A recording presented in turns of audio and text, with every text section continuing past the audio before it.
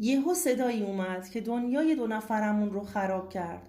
در باز شد و همسرم وارد شد و منو به کانال سایه های خیانت خوش اومدید. ما در اینجا سرگذشت واقعی افراد رو روایت میکنیم.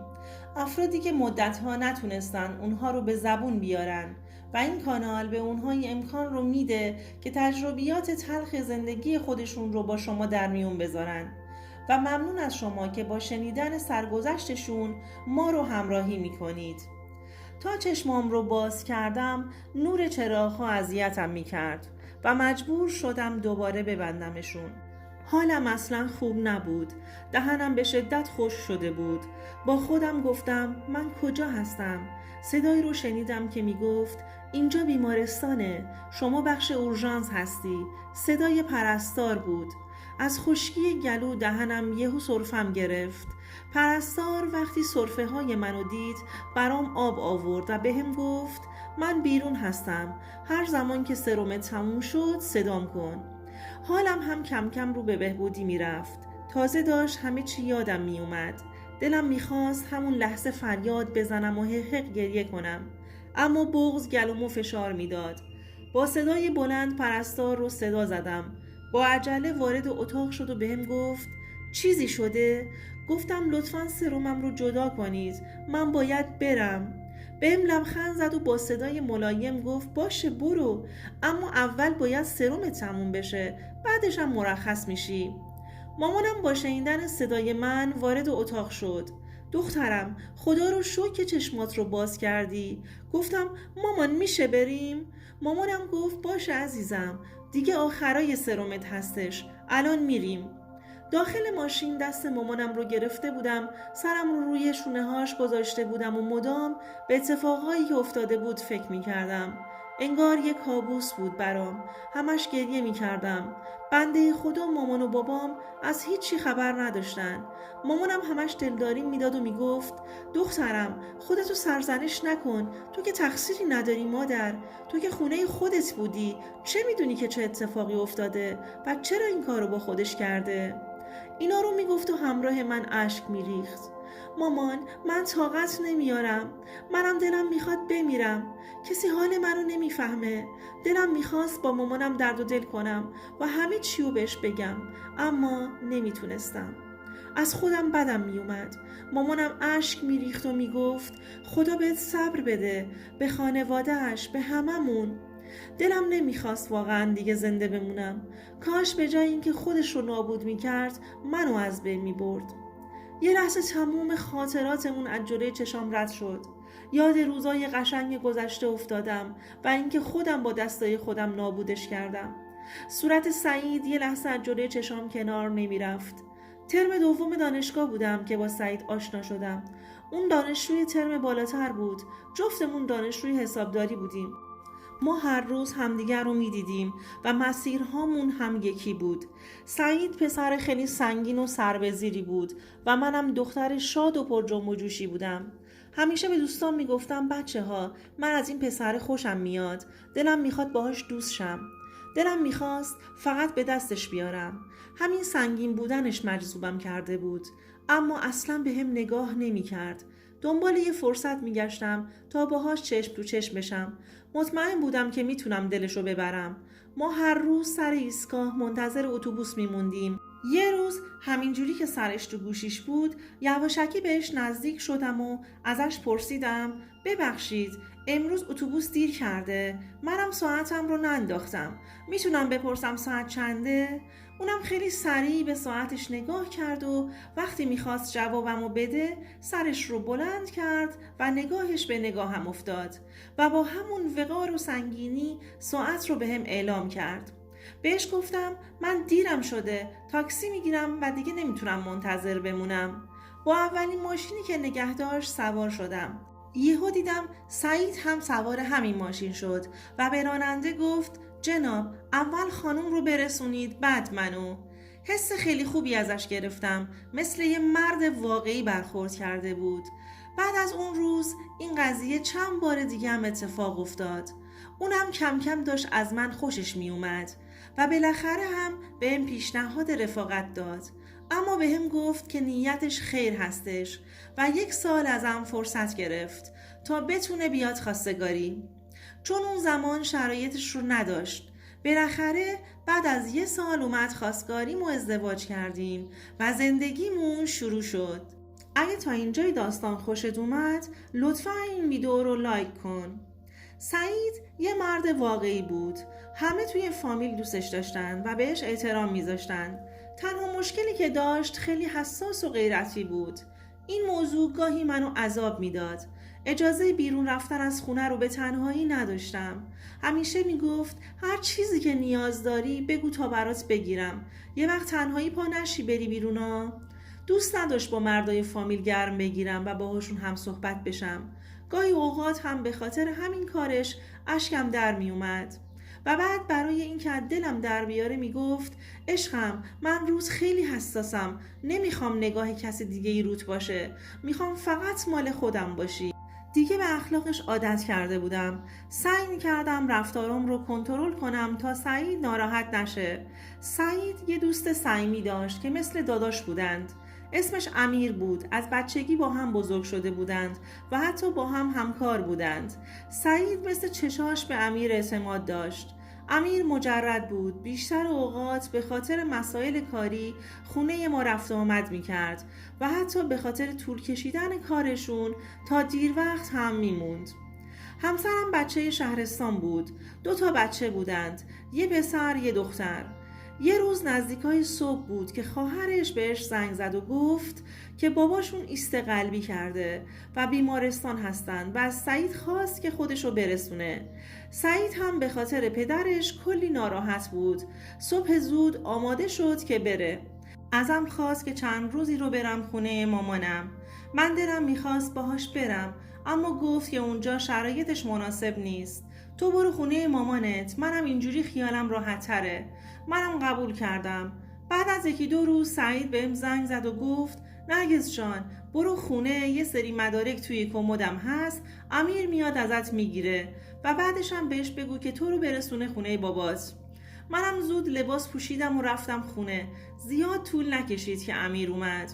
مدارک ها رو بهش دادم و گفتم آقا امیر میشه لطف کنید منو برسونید منزل پدرم؟ قبول کرد و گفت حتما، تو ماشین منتظرتون هستم. سوار ماشین شدم و حرکت کردیم.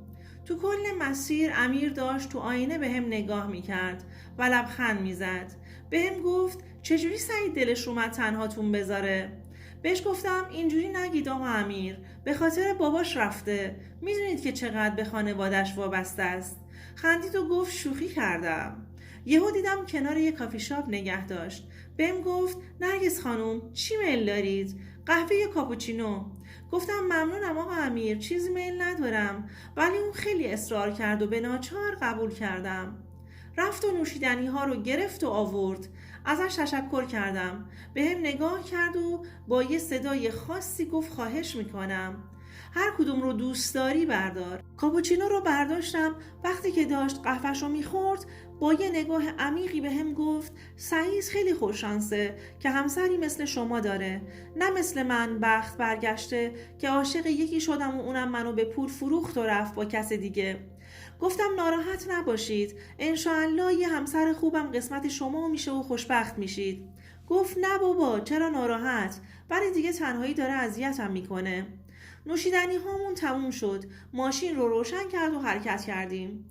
وقتی داشتم پیاده می شدم گفت نرگس خانوم هر زمان کاری داشتی یا جایی خواستی بری به خودم زنگ بزن، میام دنبالت و میبرمت. با یه لبخند تشکر بهش گفتم چشم حتما. گفت چشمت بی بلا و خداحافظی کرد. چند روز بعد سعید برگشت خونه. پدرش مرخص شده بود و دکتر گفته بود که دیگه نباید کار بکنه. سعیدم از باباش خواسته بود که دیگه سر کار نره و خودش خرج خونه پدرش رو به عهده میگیره. بعد از اون سعید از صبح تا شب کار میکرد و آخر شب خسته و مونده میومد خونه. بهش گفتم سعید جان اینجوری پیش بری از پا در میای و مریض میشی. بهم گفت چاره‌ای ندارم، به خاطر خرج زندگی 2 خانواده و داروهای پدرم باید ادامه بدم. خدا بزرگه. گفتم میخوای منم دنبال یه کار بگردم تا اینجوری منم کمک خرجت باشم، ولی اصلا قبول نکرد. طوری شده بود که اکثرا تنها بودم.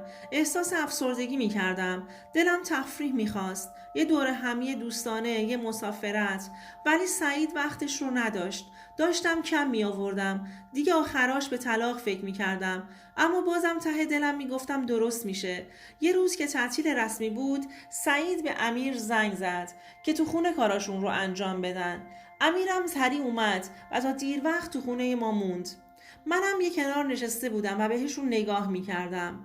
امیر هر چنگایی زیر چشمی به هم نگاه می کرد. اما سعید از بس غرق صحبت و کارش بود متوجه نگاه های امیر نبود. اون شبم گذشت تا اینکه 2 روز بعد سعید بهم گفت میخواد بره خونه مامانشینا و به اونا سر بزنه. بهم گفت یه سری خرید کردم که میخوام براشون ببرم. تو چیکار میکنی؟ میری خونه مادرت؟ گفتم نه عزیزم، خونه کار دارم، میخوام تمیزگی کنم. گفت باشه. پس اگر چیزی نیاز داشتی به امیر بگو برات بگیره. یه بار خودت پا نشی بری بیرونا؟ مثل همیشه گفتم چشم. نظرت در مورد این داستان چیه؟ آیا امیر به سعید خیانت میکنه؟ لطفاً نظرت رو برام کامنت کن. بعد رفتنش مشغول کار شدم. وسط کار شیشه پاک کنم تموم شد. خواستم برم بخرم که یهو یاد حرف سعید افتادم. به ناچار به امیر زنگ زدم و گفتم الو، سلام آقا امیر، حالتون چطوره؟ اونم با یه صدای خاصی بهم گفت سلام نرگس خانوم، حالم با شنیدن صداتون کلی بهتر شد. جان دلم بفرمایید. گفتم لطف دارید، من یه سری وسایل میخواستم. سعید گفت که به شما زنگ بزنم. اخلاقش رو که میدونید، دوست نداره برم بیرون. گفت سعید حق داره که روتون حساس باشه. منم رو شما حساسم، چه برسه به سعید. خلاصه هرچی ازش خواستم رو سریع تهیه کرد و برام آورد. زنگ رو زد. در رو براش باز کردم. تا چشمش به هم ریختگی خونه افتاد گفت تنهایی میخوای این همه کار رو انجام بدی؟ میخوای کمکت کنم؟ تنها خسته میشی یا؟ گفتم ممنون، چیز خاصی نیست، خودم انجامش میدم. اما اون اصرار میکرد و من مجبور شدم که قبول کنم. امیر خیلی راحت کارها رو انجام میداد. خیلی هم خوش اخلاق و شوخ و پر انرژی بود. کلی مسخره بازی در می آورد که منو به خنده بیاره. نمیذاش کاری انجام بدم، فقط میگفت تو بگو من برات انجامش میدم. اون روز کلی با مسخره بازی های امیر خوش گذشت. وقتی کارا تموم شد ازش خواستم بشینه تا براش چایی بیارم. وقتی چای رو آوردم دیدم داره به دستش نگاه میکنه. ازش پرسیدم دستتون چیزی شده؟ گفت آره، مثل اینکه به جایی برخورده و زخم شده. گفتم الهی بگردم، همش تقصیر من بود، الان براتون چسب زخم میارم. گفت نه، چسب زخم لازم نیست، من مثل بچه کوچیکام وقتی یکی بوسشون بکنه خوب میشه. گفتم آقا امیر دیگه چی داری میگی؟ خندید و گفت اگه باور نداری بیا امتحانش کن. انقدر مسخره بازی در آورد که نمیدونم چی شد که یهو دستش رو انگار رو هوا و ابرا بود، شادی میکرد و شعر میخوند. به خودم اومدم و گفتم وای من چیکار کردم؟ اگه سعید بفهمه؟ با لبخند گفت نگران نباش عزیزم، نمیفهمه. امیر بدجوری با شیرین کاریاش جادوم کرده بود. موقع رفتن هم بهم یه شماره داد و تاکید کرد این شماره رو هیچکی نداره. هر وقت موقعیت داشتی بهم پیام بده، بهت زنگ میزنم. منم لبخند زدم و شماره رو گرفتم و گفتم چشم. در جواب گفت قربون اون چشات. بعد دستهاش رو باز کرد، منو تو بغل گرفت. یه لحظه مثل یخ شدم. فقط صدای نفسهاش رو میشنیدم. آروم تو گوشم زمزمه میکرد میخوام بدونی که میپرستمت. خشکم زده بود ولی حالمو دوست داشتم. نمیخواستم اون لحظه تموم شه. گفت عزیزم من میرم اما دوباره میام پیشت. امیر که رفت عذاب وجدان گرفتم، اما نمیتونستم ازش بگذرم. شب شد، موقع خواب بهش پیام دادم. اونم سریع به هم زنگ زد. تا صبح کلی حرف زدیم. فردای اون روز سعید برگشت خونه، اما به خاطر بیخوابی دیشب حس بلند شدن نداشتم و کار خونه رو بهونه کردم. ارتباط ما هر روز بیشتر و بیشتر می شد و به هم وابسته تر می شدیم. تا سعید پاشو از خونه میذاشت بیرون سریع بهش پیام میدادم، اونم به من زنگ میزد. تا اینکه یه روز صبح خواهر سعید بهش زنگ زد و خبر فوت شدن باباشون رو داد. سعید کلی به هم ریخت و داغون شد. بعد از مراسم هفتم سعید به خاطر اینکه به خاطر فوت باباش خیلی ناراحت بود نتونست یه مدت بره سر کار و مدام خونه بود. دلم برای امیر کلی تنگ شده بود. اونم هی پیام میداد که دلتنگمه. بعد از چند روز سعید برگشت سر کار. منم که خیلی دلتنگ امیر بودم بهش پیام دادم و بهم زنگ زد. از صداش معلوم بود که بیقراره و خواست که همو ببینیم. منم چون دلم میخواست قبول کردم. سریع خودش رو رسون. زنگ زد، در رو باز کردم. تا منو دید یهو منو گرفت و انگار دنیا مال ما دوتا بود. به من گفت نرگس جان بد جوری میخوامت، دارم هلاک میشم. بهش گفتم دیوونه شدی؟ نمیشه، چی داری میگی؟ ولی اون پشت هم اصرار میکرد. نمیدونم چقدر تو اون حالت بودیم که یهو صدایی اومد و دنیای دو نفرمون رو خراب کرد.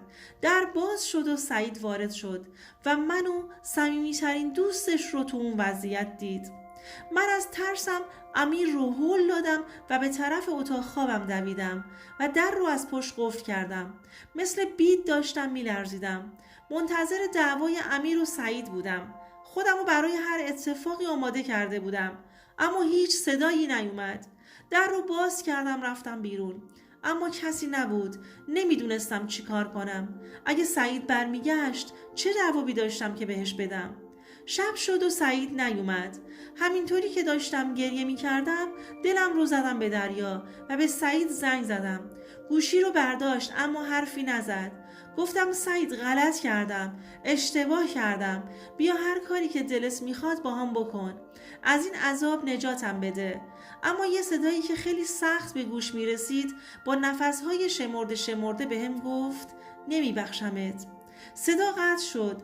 بعد از چند ثانیه صدای مردم می اومد. آخه خیلی جوون بود، چرا این کارو با خودش کرد؟ خدا به خانواده‌اش صبر بده. یکی گفت گوشی تو دستشه هنوز، مثل اینکه روشنه. الو، شما کی هستی؟ چه نسبتی با این بنده خدا داری؟ خودشو از پل پرت کرده. ما اورژانس خبر کردیم. اگر آشناشی خودتو برسون. حالم خرابتر شد. روی زمین پهن شدم. اتاق دور سرم میچرخید. سعید چیکار کردی با خودت؟ یهو یاد حرفش اول ازدواجمون افتادم. نرگس میدونی من طاقت همه چی رو دارم جز بیوفایی و خیانت. اگر روزی بفهمم که بهم پشت کردی و بیوفایی کردی خودمو نابود میکنم. خیالت راحت عزیزم، هیچ وقت بیوفایی نمیکنم. ما تا آخر عمر با هم هستیم. اما سعید به خاطر بیوفایی من و تنها دوستش دلم میخواست چشامو باز کنم و تمام این اتفاقات یه خواب باشه. به مامانم زنگ زدم، گفتم مامان کمکم کن، دارم میمیرم. دیگه هیچی نفهمیدم تا اینکه تو بیمارستان چشامو باز کردم. بعدها فهمیدم که سعید به امیر حتی دست هم نزده بود. اون فقط خودش رو نابود کرده بود. دیگه اثری هم از امیر تو زندگیم نبود. چند وقت بعد متوجه شدم که توی بیمارستان روانی بستری شده و اوضاع خوبی هم نداره.